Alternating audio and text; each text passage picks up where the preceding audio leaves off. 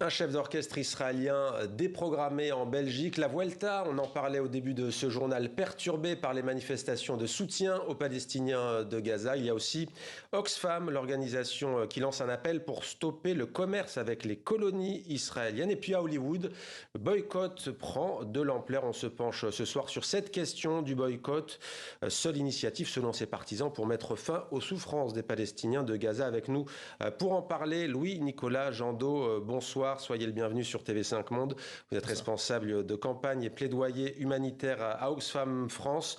On essaiera tout à l'heure de faire un saut en Belgique sur cette polémique après donc la déprogrammation d'un chef d'orchestre israélien. On commence donc avec vous. Oxfam lance un appel, appelle les entreprises étrangères et les États étrangers à ne plus commercer avec les colonies israéliennes. Est-ce que vous pouvez nous expliquer le sens de votre démarche ? Oui, tout à fait. D'une certaine façon, déjà, c'est pas Oxfam seul. On est aujourd'hui dans une coalition de 80 organisations à travers le monde qui se mobilisent sur cette thématique du commerce avec les colonies illégales. Et d'une certaine façon, c'est pas une demande que porte cette coalition seule, c'est une réponse à des décisions de la Cour internationale de justice qui l'a rappelé en juillet 2024, qui a dit aujourd'hui, aucun État tiers ne doit permettre de financer, de développer les colonies illégales en Israël. Et donc c'est pourquoi aujourd'hui ce rapport tente de répondre à ça, de montrer qu'il y a des entreprises européennes qu'on connaît toutes et tous qui ne respectent pas leurs responsabilités. Est-ce qu'Oxfam se prononce oui ou non sur cette question du boycott ?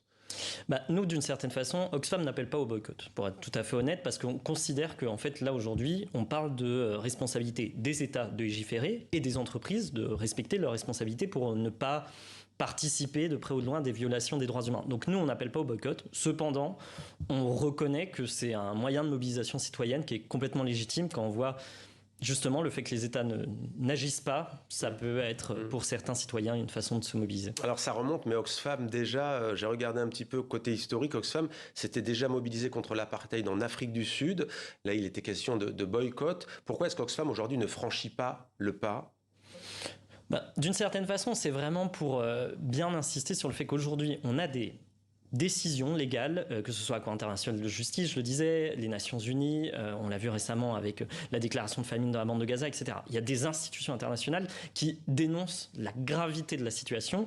On voit les violences qui sont en train d'augmenter de manière disproportionnée dans les colonies. Et donc, d'une certaine façon, nous, on considère qu'aujourd'hui, c'est pas une question de boycott. C'est vraiment, il faut que les États agissent. Il faut passer dans le concret. Parce que vous dites que ça nourrit justement la colonisation, le fait de commercer avec des entreprises. Oui, tout à fait. Aujourd'hui, on peut on l'a documenté. On n'est pas les seuls. Cette coalition qui travaille, elle repose sur des études qui remontent à plusieurs années, à des listes des Nations Unies d'entreprises directement concernées par cette colonisation illégale. Et typiquement, dans le cas de Carrefour, on voit qu'en fait, Carrefour a des relations avec des entreprises israéliennes. Et par exemple, aujourd'hui, on sait qu'il y a des franchises Carrefour dans des colonies illégales. Et ça, d'une certaine façon, ça entretient le tissu économique des colonies illégales. Donc ça permet un développement encore plus important. En revanche, sur l'accord d'association entre l'Union européenne et Israël, Oxfam, là, n'appelle pas justement une suspension comme le demandent certains députés européens ? Nous, on considère que de toute façon, il faut revoir l'intégralité des accords bilatéraux et multilatéraux avec Israël.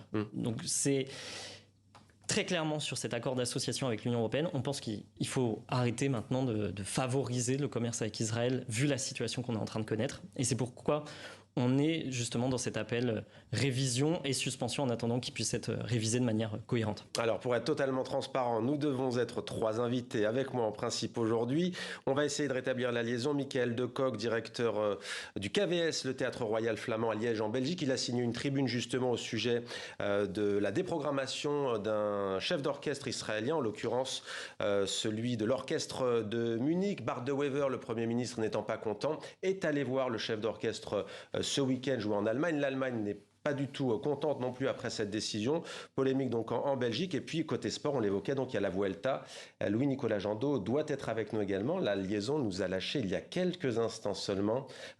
Jean-Baptiste Guégan, auteur notamment de Géopolitique du sport, qui j'espère pourra être avec nous tout à l'heure pour nous parler justement de cette question ou non du boycott des sportifs, comme c'est le cas pour la Russie depuis l'invasion de l'Ukraine. En attendant, peut-être sur cette Vuelta, sur ce chef d'orchestre en Belgique, vous à Oxfam, comment est-ce que vous regardez tout cela? On voit bien qu'il y a à la fois l'urgence du terrain, qu'il y a en même temps la mobilisation des sociétés civiles. Il y a des mots très durs, de plus en plus durs, entre Israël et Pedro Sánchez, le chef du gouvernement espagnol. Comment est-ce que vous positionnez dans ce contexte-là? En fait, on fait un constat qui est simple. Nous, avant tout, on est une organisation de terrain humanitaire. On va en parler d'ailleurs, on va profiter de votre présence pour en parler évidemment. On est encore aujourd'hui présent à Gaza, et donc on voit les atrocités qu'on est en train de connaître à Gaza, et de toute évidence, il y a une immense partie de la population qui, de jour en jour, voit à quel point la situation devient de plus en plus grave et donc a besoin de mobiliser, a besoin de crier sa colère. Et ce qui s'est passé à la Vuelta, ce qui se passe en Belgique, etc., etc., en fait, ça montre qu'aujourd'hui, il y a une forme d'incompréhension que les gouvernements, que la communauté internationale ne s'empare pas réellement du sujet. Ouais. Alors, on va essayer de retrouver donc nos invités. Hein. Je l'ai dit, peut-être pas finalement.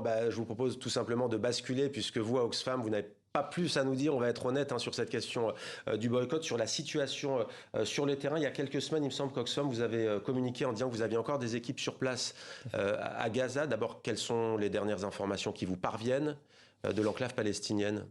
Nous, actuellement, donc, on a encore une trentaine de collègues gazaouis qui sont présents sur place, qui tentent tant bien que mal de mettre en place le peu de programmes qu'ils peuvent mettre en place, étant donné qu'il y a quasiment pas une goutte d'aide qui rentre dans la bande de Gaza. Donc ils essayent de rétablir certains terrains agricoles, de rétablir certaines pépinières pour développer un peu d'agriculture dans une situation où il y a plus du tout de nourriture sur place.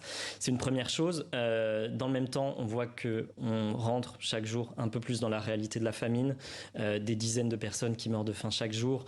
Et c'est une situation, nous, qu'on n'a jamais connue. Objectivement, c'est sans précédent, cette situation de famine qui est orchestrée de A à Z, où, d'une certaine façon, la nourriture ne manque pas. Elle est juste de l'autre côté du mur. Elle est juste... nous, en l'occurrence, on a nos entrepôts qui sont en Jordanie, et on a plus de 2,5 millions d'aide alimentaire qui est bloquée dans un entrepôt.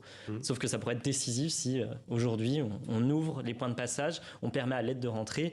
On peut répondre à cette famine. Ça prendra du temps, mais on peut y répondre. Sauf que le problème, c'est qu'on ne nous donne pas les capacités de le faire. Vos équipes sur place, vous avez encore des Français, des francophones, où il y a des Palestiniens avec qui vous travaillez? Nous, sur place, c'est exclusivement des Palestiniens. C'est exclusivement des collègues gazaouis qui sont sur place. On travaille aussi avec des partenaires gazaouis, des associations de médecins, etc. sur place. Pour autant, on est beaucoup en lien avec nos collègues des autres organisations, évidemment, et on sait qu'il y a de moins en moins d'expatriés, étant donné la situation qui est devenue tellement compliquée, parce que même pour les travailleurs humanitaires, c'est devenu un défi de se nourrir. Même quand ils rentrent dans la bande de Gaza pour quelques semaines, ils sont obligés de transporter avec eux dans leurs valises un peu de nourriture pour avoir de quoi se nourrir durant cette période, durant cette mission. On sait que les journalistes ne peuvent pas avoir accès à l'enclave palestinienne. Vous, à Oxfam, vous faites des démarches pour pouvoir y aller en partant de France, par exemple, ou est-ce que c'est une politique que vous ne faites pas parce que les risques seraient trop lourds à porter? Disons qu'on conserve notre fonctionnement classique, dans le sens où on a d'ores et déjà donc nos collègues palestiniens qui sont présents sur place et qui restent, qui sont gazaouis, et on a quelques travailleurs internationaux qui sont amenés à se rendre dans la bande de Gaza. De toute façon, aujourd'hui, le dialogue avec le gouvernement israélien est impossible. On passe par les Nations Unies, et c'est les Nations Unies qui font l'interface d'une certaine façon. Mais ce qui fait qu'on ne cherche pas à aller plus loin. Aujourd'hui, malheureusement, on ne peut pas aller plus loin parce que l'aide ne peut pas rentrer, les travailleurs humanitaires ne peuvent pas rentrer, les journalistes ne peuvent pas rentrer, etc. etc. Alors, on ne voit pas de grandes campagnes de soutien médiatiquement pour les organisations humanitaires. Qu'en est-il? On n'entend pas d'ONG qui lancent des appels aux dons, notamment. Ça a l'air d'être plutôt des niches. Comment ça se passe? Est-ce que vous faites des appels aux dons? D'ailleurs, comment celles et ceux qui nous regardent peuvent vous aider sur ce conflit, d'ailleurs, comme sur d'autres conflits?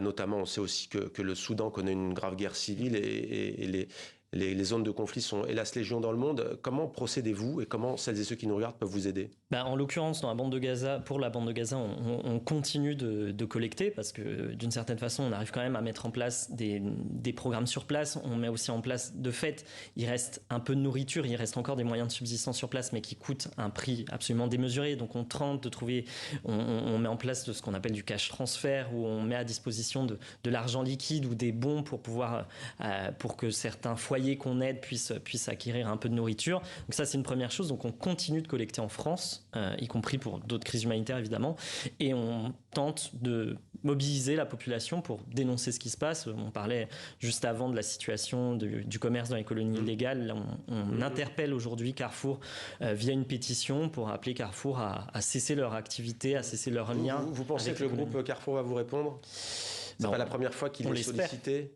On l'espère. En effet, c'est pas nouveau le travail de Carrefour sur place. Cependant, on voit dans le cadre de l'étude qu'on a fait, on a cité une dizaine d'entreprises.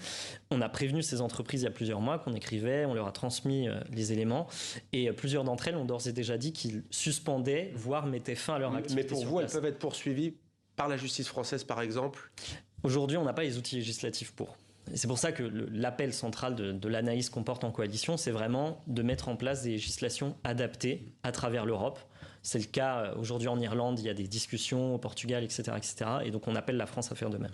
Merci beaucoup Louis-Nicolas Jandot d'être venu sur notre plateau, donc responsable porte-parole du plaidoyer à Oxfam. Vous l'aurez compris, ce grand angle devait être, même s'il l'était déjà, encore plus riche avec effectivement le volet sportif notamment, mais aussi culturel, avec cette affaire dont on reparlera sans doute en Belgique, et la déprogrammation prochainement d'un chef d'orchestre israélien. Merci à vous. Merci.